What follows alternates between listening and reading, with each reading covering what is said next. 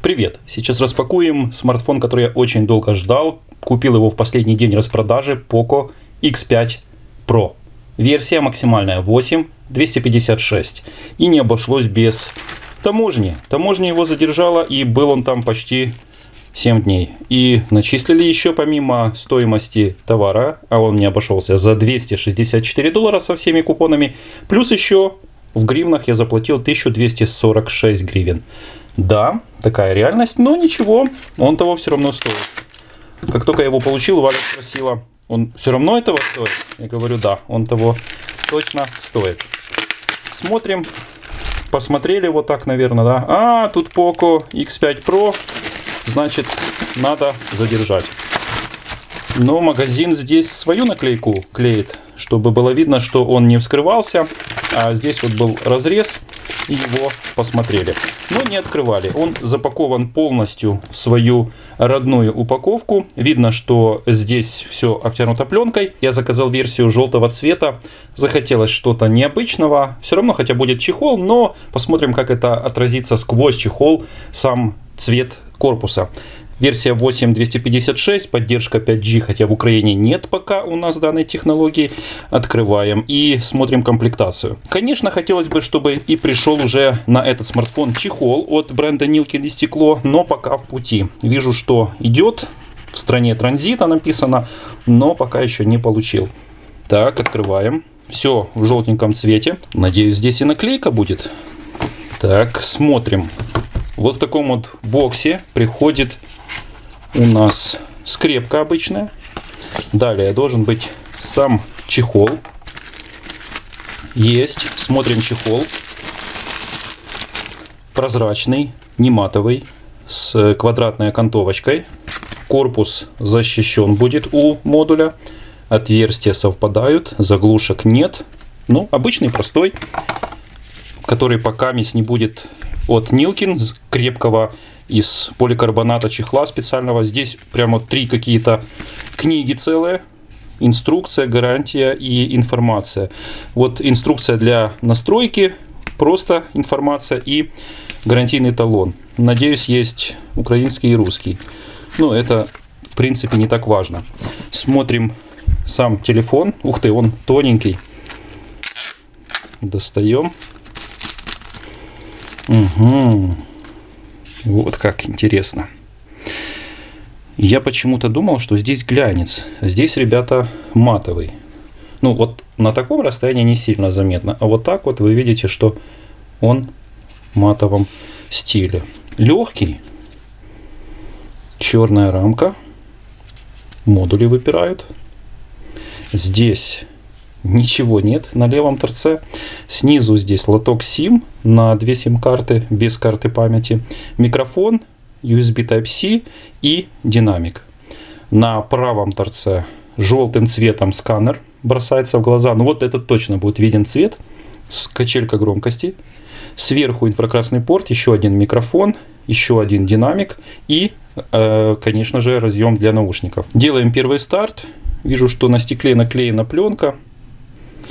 Запуск пошел. Пока он запускается, завибрировал. Посмотрим еще на блок питания. Ну, вот, чтобы точно было видно, что здесь 67 Вт блок питания, об этом есть надпись. Версия у нас глобальная, без USB Type-C выхода, а на полноценный обычный USB-A. И кабель. Так, звук прозвучал. Слышу, что идет звук стерео, так как там 2 динамика. Кабель USB Type-C у нас специальный, фирменный. Вот. И поддерживает скоростную, конечно же, зарядку. Вот что мне бросилось в глаза. А, это у нас здесь бумага. Снимаем ее. Значит, все-таки так и есть. Он глянцевый. Мне это не нравится. Понравилось, как у компании Blackview. Вот такой вот блок питания. Он полностью из матового покрытия. Со временем не будет бросаться в глаза. Вот вам простой пример. Видите, какая разница. На этом будут видны все царапины, отпечатки пальцев. На этом же такого нет. Ну и здесь USB Type-C. Этот на 66 Вт, этот на 67. Но мы говорим о разных брендах. Это было зарядное устройство от смартфона Blackview, противоударного смартфона BV9220. Запустился смартфон. Нас приветствует здесь AMOLED экран.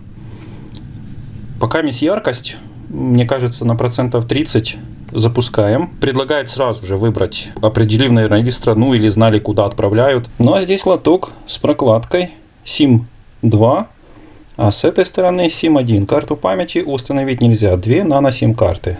Устанавливаем его снизу. Сейчас установлю SIM-карту и произведу полный настрой с помощью кабеля. Перекину все данные со своего основного смартфона на этот. Мой смартфон Poco X3 NFC переходит в полное управление, все данные на Poco X5 Pro. И покажу внутреннее меню. Итак, данные все уже перебросил. Сделал тест Antutu, но покажу его в полном обзоре. Смартфоном по первым моим впечатлениям я доволен. Есть интересные фишки, которых у меня не было в смартфоне Poco X3. Вот он, мой незаменимый помощник, верный друг, сотрудник, коллега, да, потому что постоянно доснимал что-то в обзорах, произвел полный сброс на этот смартфон всех данных, и в руках вот ощущаю, что этот гораздо легче, более усидчив в руках новый смартфон, потому что этот больше глянец, закругленные края. И вот такой вот чехол заказал на этот же смартфон, и еще будет закрываться сама камера. Здесь камеру уже протестировал, и звук, и все, конечно же, покажу в полноценном обзоре. Приятно все по моим первым впечатлениям. Настроил также активный экран. Когда отключаем, появляется время или же индикация Always On Display работает. Но есть что рассказать, что уже заметил, что мне непривычно. Мои впечатления по звуку уже расскажу в полноценном обзоре. Сейчас переношу эту скрепку, и она же защищает разъем для наушников, чтобы не попадал туда мусор. Вот так. И одену еще силиконовый чехол, чтобы можно было использовать в повседневной жизни, пока не придет нормальный чехол защитный. Вот так одеваем. Защитный чехол наравне с экраном. С этой стороны также камеры защищены. Сейчас иду тестировать его по камерам. Дневная съемка. Думаю, что сегодня же и сниму ночную, и все покажу. Ну, смотрится в чехле здорово. Черный цвет, матовый. Камеры здесь стекло, глянец. И будем тестировать все в полном обзоре. Все тесты и моя личная оценка данному смартфону. Но, как вы понимаете, если я его покупал для себя, то не просто так. Это хорошая замена смартфону Poco X3 NFC. Также хочу поделиться, что прилетело обновление.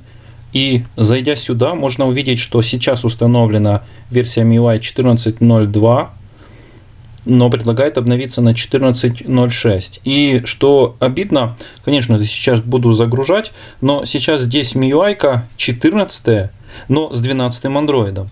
На Poco X3 NFC у меня 13 MIUI и 12 Android. Ну, логично, чтобы был уже 14 и 13 Android здесь на новом смартфоне, но этого нет. Почему так, не знаю, потому что на других смартфонах уже многим прилетело на 14 MIUI, 13 Android. Может быть, сейчас обновится, но это все узнаете в полноценном обзоре. За сколько заряжается, сколько держит аккумулятор и все тесты микрофона, камеры, стабилизации и так далее. Ставьте лайк за труды, это просто распаковка. Подпишитесь, если случайно попали, ждите полноценный обзор. Ну а нашим зрителям всем хорошего дня вам желаю. Пока.